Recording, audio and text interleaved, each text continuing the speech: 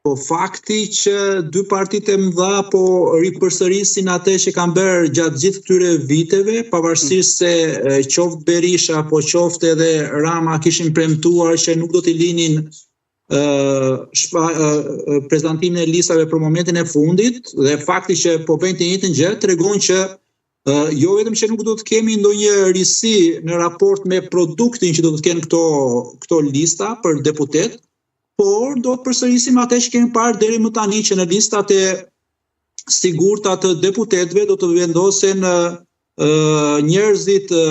besnik dhe kandidatët të cilët do të qëndrojnë besnik kryetarëve pavarësisht rezultatit të zgjedhjeve të 11 majit. Kjo që po ndodh është një problematikë shumë e madhe. Po t'ju kujtohet gjatë periudhës së foltores, Berisha, një ndër ato teza dhe kauzat e tij të mëdha kishte që nuk do t'i linte me listat për momentin e fundit. Po ashtu edhe Rama gjatë gjithë kësaj kohe kishte deklaruar të njëjtën gjë, ndërkohë që ata kanë realizuar edhe dy procese, qoftë Partia Socialiste nëpërmjet portalit deputetit që duan, por dhe qoftë Partia Demokratike e Berishës nëpërmjet të ashtu quajturave primare. Nëse këto dy procese do të ishin marrë në konsideratë dhe do të ishin vlerësuar ashtu siç u trumbetuan se do të bëhet, atëherë nuk do të kishim këtë lloj problematike me shfaqjen e listave. Kjo tregon që qoftë Rama, qoftë Berisha do të bëjnë atë që kanë bërë deri më dje dhe nuk ka se do të sjellin ndonjë të re për sa i përket kandidaturave. Po ka një ndryshim, dhe hajde ta analizojmë, dhe prandaj dua dhe analizën tuaj. Deri tani, Edi Rama ka bërë me dije se të gjithë ata që kanë më shumë se një mandat deputeti duhet dalin fush betej. Nga ana tjetër, informacionet që vinë nga kampi i Partisë Demokratike dhe i koalicionit bën me dije se ata që morën më shumë vota primare nuk do t'jenë listë sigurt, por do t'jenë në listë të hapur. Pra, shikoni një farë le të themi hendeku? Jo, të dyja janë tipologji të së njëjtës mendësi, mendoj unë, ashtu siç e thash edhe pak më parë. Ju me të drejtë thoni që Rama realisht ka deklaruar që deputetët me një mandat nuk do të jenë në listat e sigurta,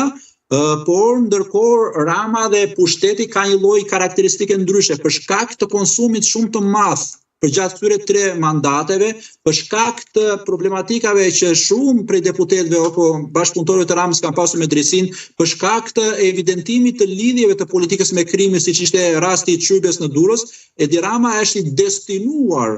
të luajë këtë lojë të re, pra duke nxjerrë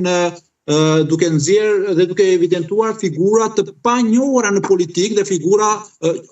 figura periferike. Ndërkohë që Sali Berisha ka një hall tjetër, Sali Berisha si duhet të bledh rreth vetes atë grupin e tij besnik për shkak të rezultatit që edhe ai vet, por dhe pjesëtarët e grupit të tij dinë që do të marrin në 11 maj. Kështu që mendoj që është e njëjta filozofi dhe e njëjta mendësi, e njëjta tipologji, por duke qenë njëri në pushtet dhe tjetri në opozit kanë një lloj, po themi, një lloj problematike pak më ndryshe. Por të dyja burojnë nga njëjta filozofi, që kryetari është ai që vendos, ndërkohë që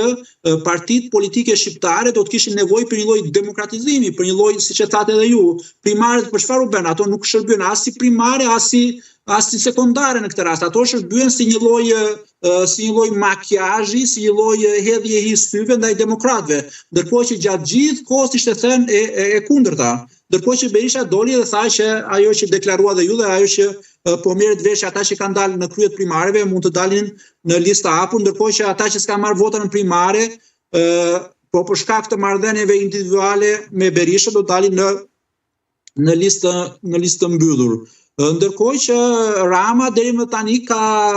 siç bëjnë të paktën nga media, ka evidentuar disa kryetar bashkisë që do të kandidojë në zgjedhjet e 11 majit, por po të shohësh produktin që Rama po sjell të paktën me këto 3 kandidaturat e para nga kryetar bashkisë, është sigurisht një produkt që lë shumë për të dëshiruar, mendoj unë. Po koalicioni